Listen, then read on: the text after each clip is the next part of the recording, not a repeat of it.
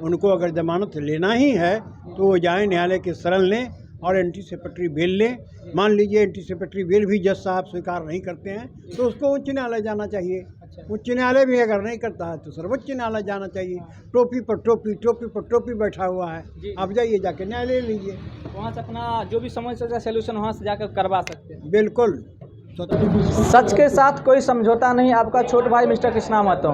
अभी आप देखे होंगे कि पूरे बिहार में ऑल इंडिया में चर्चा हो रहा है केवल मनीष कश्यप को लेकर, और आपको बताना चाहेंगे कि मनीष कश्यप के ऊपर कई एफआईआर दर्ज हुए हैं, और उस एफआईआर दर्ज में कौन सा नॉर्मल है, कौन सा हार्ड है, या उनको कौन कौन एफआईआर दर्ज में उनको बेल हो सकता है या नहीं हो सकता है। हमारे बीच अभी वकील साहब जाने माने बैठे हुए हैं पूर्णिया के, इनसे हम वार्तालाप करेंगे, बात करेंगे और जानने का कोशिश करेंगे कि कौन सा एफआईआर में क्या हो सकता है, क्या नहीं हो सकता है। तो सर, आपको हमारे चैनल में स्वागत है।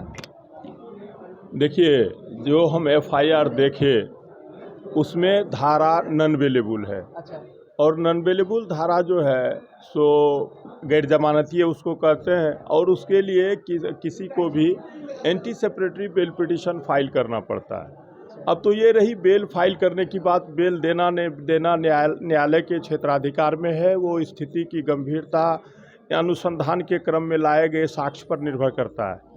लेकिन मेरा कहना है कि किसी भी विज्ञ जन को अपने कर्तव्य का बोध होना चाहिए।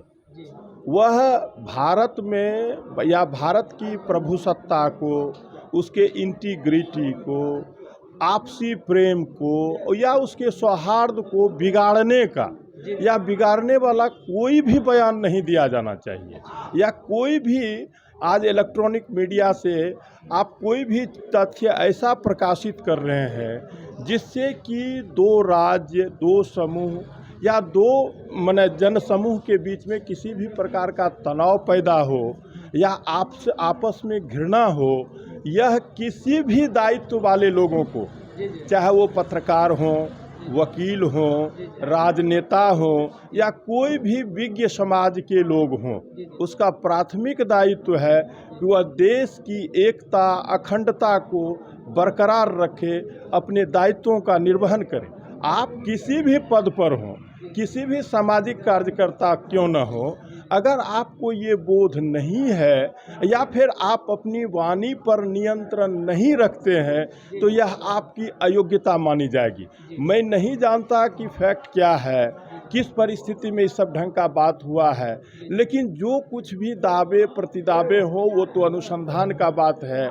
लेकिन जो कोई भी व्यक्ति हो वो अगर ये देख रहे हैं कि मेरे किसी भी आचरण से, किसी भी व्यवहार से, किसी भी बयान से दो राज्य के बीच में तनाव उत्पन्न हो और उसमें वो आत्मनियंत्रण नहीं रखे तो ये गलत माना जाएगा। ये गलत है, ऐसा नहीं होना चाहिए। आपका कहना है कि अपना मर्यादा में रह के कुछ भी करना चाहिए। अपनी मर्यादा और अपने अधिकार क्षेत्र में रहते हुए अपने देश की और अपने समाज की भलाई को ध्यान में रखते हुए कोई भी काम करे। और पत्रकार महोदय जितने भी हैं वे आदरणीय हैं, प्रतिष्ठित हैं, विज्ञ हैं, ज्ञानी समाज के लोग हैं। उनको ये जरूर ध्यान में रखना चाहिए कि उनके किसी भी बयान से या उनके किसी भी आचरण से उसके समाज को, उसके देश को, उसके संस्कृति को कोई क्षति नहीं पहुंचा। जैसे कि अभी आपने देखे हैं कि मनीष कश्यप जो से कुल मिला किसी तरह से काम किए हैं, आपका कहना है? नहीं, हम किसी पर कोई आक्षेप नहीं कर रहे हैं। मैं नहीं जानता कि किस परिस्थिति में मनीष कश्यप जी हों या कोई भी हो, किस, मेरा सिर्फ ये कहना है कि अगर आप अंतरात्मा को देखेंगे और अपने कर्तव्य का निष्पादन करेंगे और दोनों में एक आकार रखेंगे, अपने भौतिक कार्य को कैसे करना और अपना आपकी अंतरात्मा अपने देश या मानवता या समाज के प्रति क्या कर रहे हैं, दोनों में एक आकार कीजिए और अपने काम को निष्पादन कीजिए, तब आप विज्ञ हैं। अगर मान लीजिए कि कहीं कुछ कमी हो रही हो, घटना दुर्घटना हो रही हो या कोई बात ऐसी, उजागर करना आपका दायित्व है।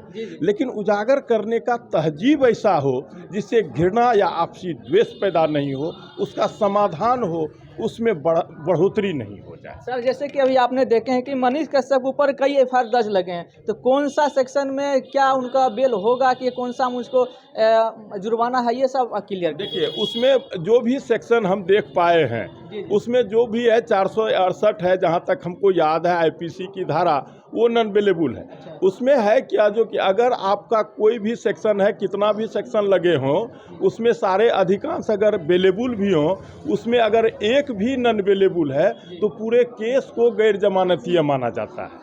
ऐसी परिस्थिति में एप्रीहेंशन ऑफ अरेस्ट जो भी एक्यूज्ड है उसके पास रहता है और वो उनको अधिकार के रूप में बेल नहीं दिया जा सकता है। तो वो न्यायालय जाएंगे तो वो अगर अधिकार के रूप में बेल मांगने जाएंगे तो उनका अधिकार नहीं है, क्योंकि गैर जमानतीय चीज़ है। ऐसी परिस्थिति में उनको एंटी सेपरेटरी बेल ही फाइल करना पड़ेगा और एंटी सेपरेटरी बेल फाइल करने के बाद माननीय न्यायालय, जिला एवं सत्र न्यायालय या फिर माननीय उच्च न्यायालय अनुसंधान में आए तथ्यों को देखेंगे, उनके बाद उसका रिकॉर्ड का मूल्यांकन करेंगे। इसके बाद उसकी गंभीरता या फिर उसके कमी को या उसका माने सूक्ष्मतापूर्ण परीक्षण के बाद ही वो इस निर्णय पर पहुंचेंगे कि बेल दिया जाना चाहिए अथवा नहीं दिया जाना चाहिए। ये कोर्ट का मामला है, ये कोर्ट का मसला है। सर जैसे कि अभी आपने देखे होंगे कि उनको अभी तक मनीष कश्यप ने अरेस्ट नहीं हुए हैं, गिरफ्तारी नहीं दिए हैं, तो क्या उनको गिरफ्तारी दे देना चाहिए? अगर नहीं वो दे रहे हैं तो उनके ऊपर कितना समस्या और आगे बढ़ सकता है? देखिए, गिरफ्तारी देना चाहिए या नहीं देना चाहिए वो ये मसला नहीं है। मसला ये है कि अगर वो चाहते हैं, सबको अधिकार है एबीपी फाइल करने का, यानी एंटी सेपरेटरी बेल फाइल करने का गिरफ्तारी से बचने के लिए, वो अधिकार है। तो वो अगर उस अधिकार का उपयोग करते हैं कि भाई हम एंटी सेपरेटरी बेल फाइल करेंगे, तो वो उनका अधिकार है। पुलिस अनुसंधान के क्रम में अनुसंधान के लिए उनको अरेस्ट करना चाहेंगे तो वो पुलिस को प्रदत्त अधिकार है। तो सब अपने अपने अधिकार का उपयोग कर रहे हैं। भारत में कानून बिल्कुल विहित है, उसमें सबका अधिकार और कर्तव्य बिल्कुल स्पष्ट अक्षर में लिखा हुआ है। उसमें सब अपने अपने अधिकार का अभी उपयोग कर रहे हैं। पुलिस अनुसंधान के क्रम में जो उसका अधिकार है वो करेंगे। उनका जो अधिकार है, जो भाई हम एबीपी में जाएंगे, हमको डायरेक्ट तो बेल मिलेगा नहीं, तो वो वैसे जाएंगे। तो उसमें उनको अरेस्टिंग खुद को देना चाहिए कि नहीं देना चाहिए, वो उन पर निर्भर करता है। वो दें अथवा नहीं दें, वो क्या समझते हैं, किस आधार पर क्या किए हैं। बड़ी खबर एक यह भी है कि जैसे कि मान लीजिए जब हम लोग नागरिक हैं तो मेरा मौलिक अधिकार है, पत्रकार हो या चाहे आम जनता हो। तो जैसे कि उनका ये जो 4 अकाउंट था, चारों अकाउंट को फ्रीज कर दिया गया। तो क्या इस तरह से बिहार पुलिस को उसके अकाउंट को फ्रीज करना चाहिए? उसमें लगभग जो 46 लाख कुछ रुपये थे। देखिए, रुपया कुछ भी हो, फ्रीज किया है तो वो ये एक दबाव बनाने का एक जरिया है। वो व्यक्ति को, पुलिस का काम होता है क्या भाई, उसको हमको पकड़ना है, तो उस पर दबाव या दबिश बनाने के लिए वो फ्रीज अकाउंट करे या फ्रीज क्या बोलते हैं उसको, अकाउंट को फ्रीज करे या जो कुछ भी करे, ये पुलिस के अनुसंधान का या उसका अथी का माने केस के अंतर्गत जाने का एक तरीका है। और उसमें गलत या सही, ये गलत और सही का निर्णय तो बिल्कुल न्यायालय करता है, बिल्कुल न्यायालय करता है। अगर उनको लगता है कि उसके साथ गलत हो रहा है तो वो न्यायालय जाए।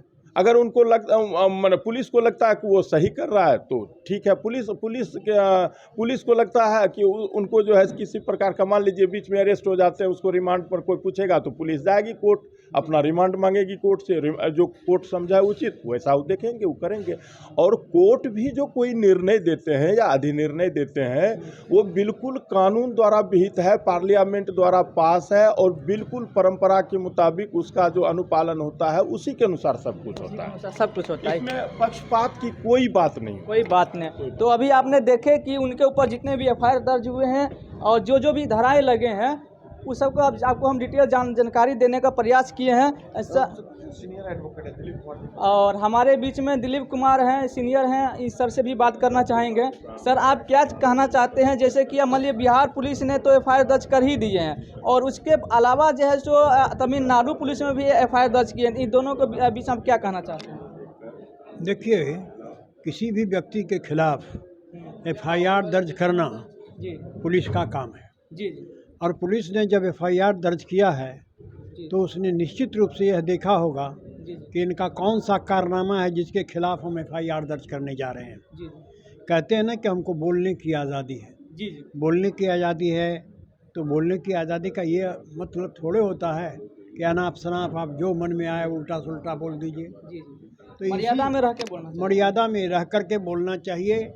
और जो तुलसीदास जी बतला गए हैं जी कि ऐसी वाणी बोलिए जी मन का आपा खोए जी औरन को शीतल करे आपहु शीतल होए। जी तो आप वो सब छोड़ दीजिएगा।